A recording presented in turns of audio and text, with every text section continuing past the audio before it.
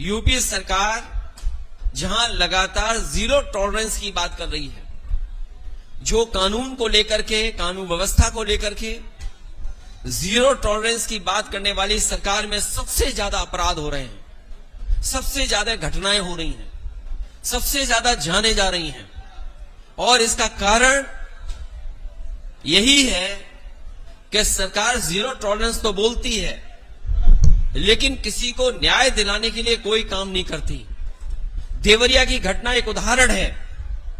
देवरिया का जो घटनाक्रम है वो एक उदाहरण है कि किस तरीके से सरकार का कामकाज चल रहा है। मुख्यमंत्री से लेकर के जो बड़े बड़े अधिकारी हैं वो मौके पे गए या अस्पताल में जाकर के हालचाल लिया है, लेकिन सच्चाई तो ये है कि अगर प्रशासन सही तरीके से काम कर रहा होता, अधिकारियों ने पहले ही न्याय दिया होता, अधिकारियों ने अन्याय नहीं होने देना था, और सरकार के लोगों ने अगर न्याय दिया होता तो 6 जाने कभी नहीं जाती। अगर 6 जाने गई हैं तो भारतीय जनता पार्टी के सरकार के कामकाज की वजह से जान गई है।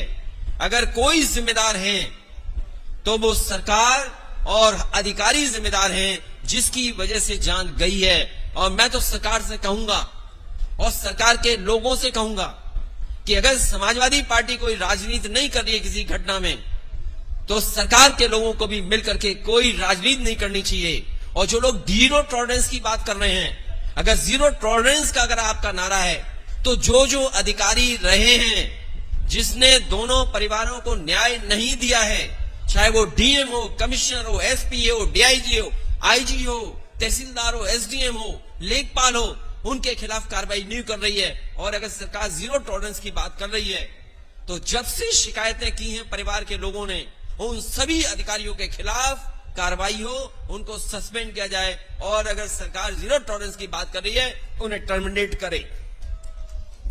आज कानून व्यवस्था में जीरो टॉलरेंस देख लिया, और भ्रष्टाचार का तो पूछो मत। पहले तो अधिकारी 2000 रुपए मांग लेते थे, इस सरकार ने 2000 रुपए बंद कर दिए। अब वो 500 के रुपए ज्यादा मांग रहे हैं। कोई तहसील थाना नहीं बचा है जहां पर भ्रष्टाचार न बढ़ गया हो। नई चीज देखी प्रतापगढ़ में। हालांकि शहर में मुझे एक कोने से दूसरे कोने में बहुत से अपने समाजवादी साथियों के घर जाने का मौका मिला मुझे। ये नई ट्रैफिक व्यवस्था पता नहीं किसके हाथ में दे दी है सरकार ने। मैं गिनता रहा, मैंने 500 सांड तो गिने, लेकिन अगर मैं 11 बजे के बाद पूरे प्रतापगढ़ में राउंड मारता शहर में, तो 2000 से ऊपर मुझे सांड दिखाई दे जाते। 2000, चाहे वो घंटाघर हो, चाहे जो हमने सम्मानित लोगों की जहां पर प्रतिमा लगाई हो वो चौराहे हो, चाहे वो चश्मे की दुकान के पास मैंने देखा एक सांड लगता चश्मा बनवाने पहुंचा था वहां पर। एक ऑप्टिकल की दुकान थी, उस होर्डिंग के बगल में सांड खड़ा था।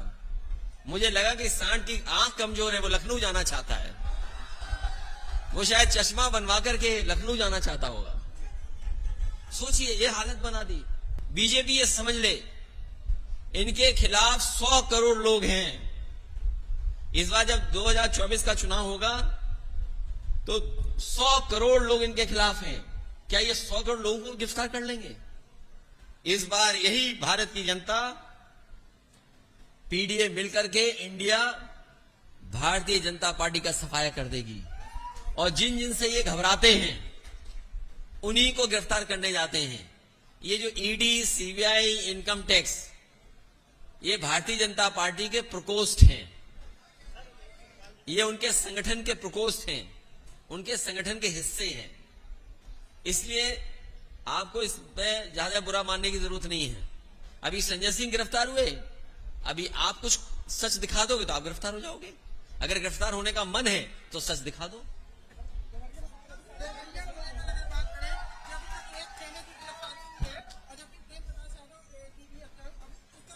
देखिए, ये सरकार न्याय नहीं दे सकती। और जब सत्ता में बैठे लोगों की ये नियत ये ना हो कि न्याय मिलना हो। जो घटनाक्रम हुआ है, जो अलग अलग जगह से जानकारी हुई या मुझे कार्यकर्ता नेताओं से जानकारी हुई या जो अलग अलग यूट्यूबर्स या सोशल मीडिया में जो बात लिखी है या आई है, इसीलिए मैंने कहा कि जो जीरो टॉलरेंस की बात कर रहे हैं उन्हें उन तमाम अधिकारियों के खिलाफ कार्रवाई करनी चाहिए जिनकी वजह से ऐसी घटना घटी है।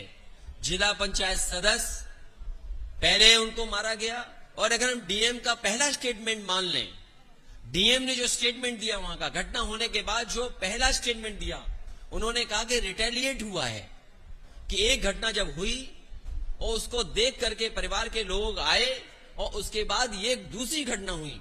अगर इस घटना के लिए कोई जिम्मेदार है, 6 लोगों की जान जाने के लिए कोई जिम्मेदार है, तो वो सरकार है और वहां के अधिकारी हैं। सरकार अधिकारियों के खिलाफ नहीं कार्रवाई कर रही है। भारतीय जनता पार्टी उस घटना से लाभ उठाना चाहती है। हम तो कहेंगे कि समाजवादी पार्टी का डेलीगेशन जाएगा और दोनों परिवारों से मिलकर के जो सच है वो आपके सामने रखा जाएगा। अगर दोषी एक पक्ष है तो दोषी दूसरा पक्ष भी है। जो घटना हुई है सुनने में आ रहा है, और सच्चाई आप भी जानते होंगे और जो घटना है वो भी जानते हैं, कि जब जिला पंचायत सदस्य दूसरे पक्ष के घर पे गया तो पता नहीं किसने धार धार से उसकी गर्दन पे हमला कर दिया। दराती और जो गांव में सामान रहता उससे हमला कर दिया, जिसके कारण वहीं पर बेहोश हो गए। उसके बाद और दराती मारी गई, जिसकी वजह से सुनने में आ रहा है कि इतनी गर्दन पे मारी गई कि लोगों में ये रूमर फैल गया कि उनकी गर्दन काट करके उनकी हत्या कर दी। जब ये जानकारी उस दूसरे परिवार पक्ष को मिली तब उसमें आकर के घटना दूसरी हुई है। अगर कोई दोषी है इस घटना के लिए तो सरकार है, बीजेपी है, और बीजेपी अगर चाहती है न्याय दिलाना दोनों परिवारों को, तो ऐसे अधिकारी जो वहां पर थे डे 1 से और आज तक जिन्होंने इस घटना को बढ़ने दिया, उनके खिलाफ कार्रवाई होनी चाहिए। इस सरकार को पक्षपात नहीं करना चाहिए।